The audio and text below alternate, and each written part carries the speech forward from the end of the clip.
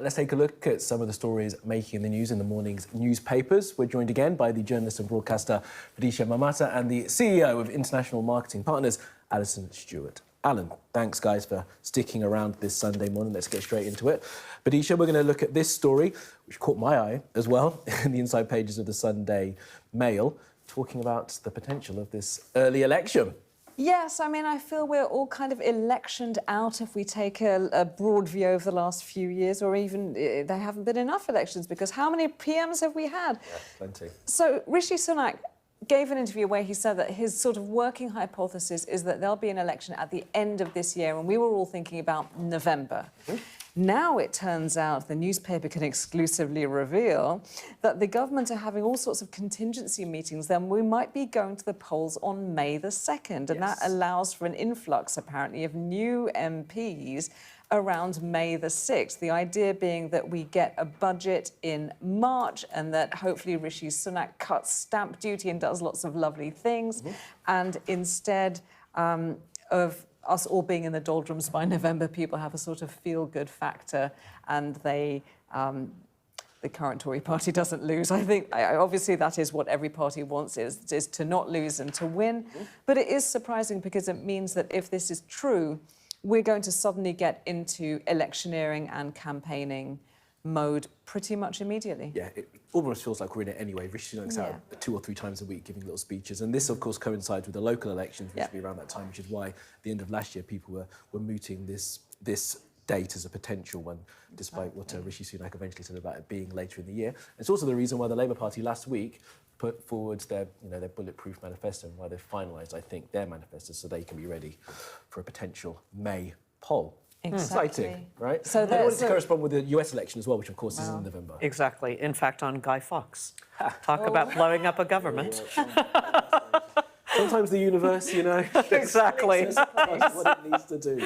All right, Alison, let's take a look at this story here in the Financial Times. Yes. Tell us about the reporting here. Yes, so this is about customers boycotting Starbucks and McDonald's. Mm-hmm. The Starbucks boycotts really have been accelerating because back in October, the union of workers that work for Starbucks stores, called Workers United, apparently posted on X that they were against the Gaza action and were trying to look after Palestinians.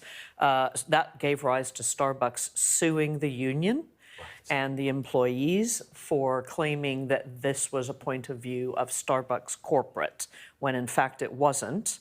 Yet the union positioned their post as if it were. Mm-hmm. The union is now countersuing Starbucks, and now this is spreading to the effect that a lot of people are saying, well, why would we want to drink from Starbucks? They don't support the Palestinian people.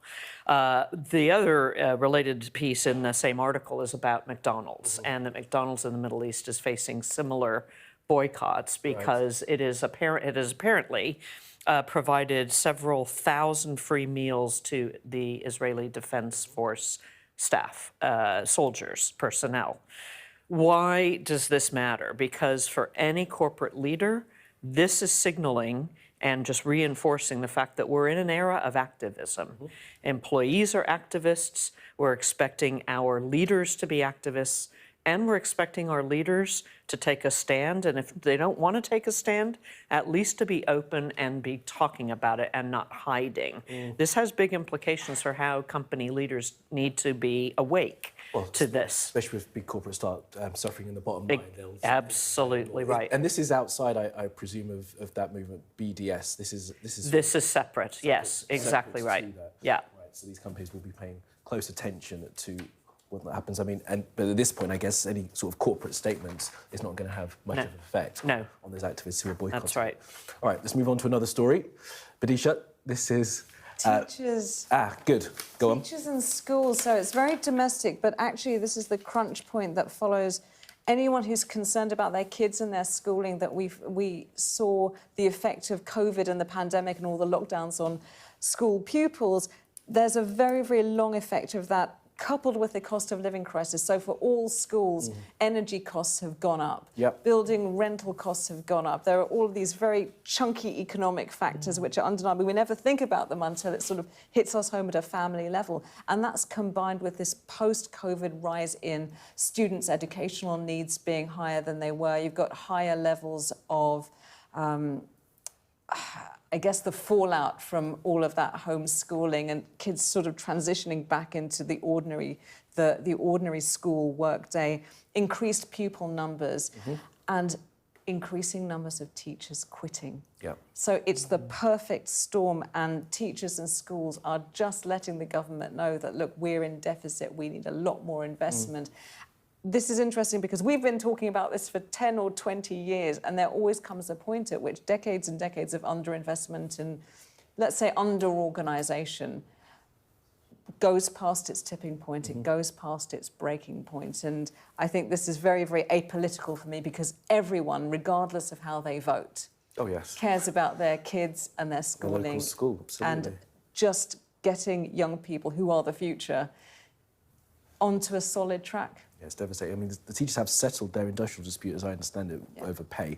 But of course, the conditions in which they find themselves working in is really challenging. Exactly. Really challenging for them. And let's move on then, Alison. And you've got one here. I do. Perhaps make us smile. I do. This is in the Mirror, right? This is a very serious story, in fact, yes, in the Mirror. It's about a low-calorie, low-alcohol beer with added mushrooms. Okay. So this brewer, Collider, has launched a beer with adaptogens, which claim that the Sounds like a mushrooms, made-up word. adaptogens, have been added to have a calming effect on the brain.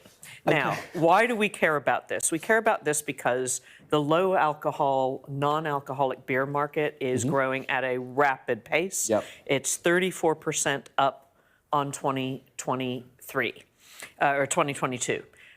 So last year was a massive boom, and increasingly we're finding that alcoholic beverages are needing to adapt because people are drinking less. Oh, yeah. Younger people are drinking less. So yes, we have a trend that they're exploiting. Young people are drinking far less. Whether or not they want psychedelic beer is the next question. Yes. Felicia, Alison, thank you so much for that. Plenty more to come on The Breakfast Show this morning. Do stay with us.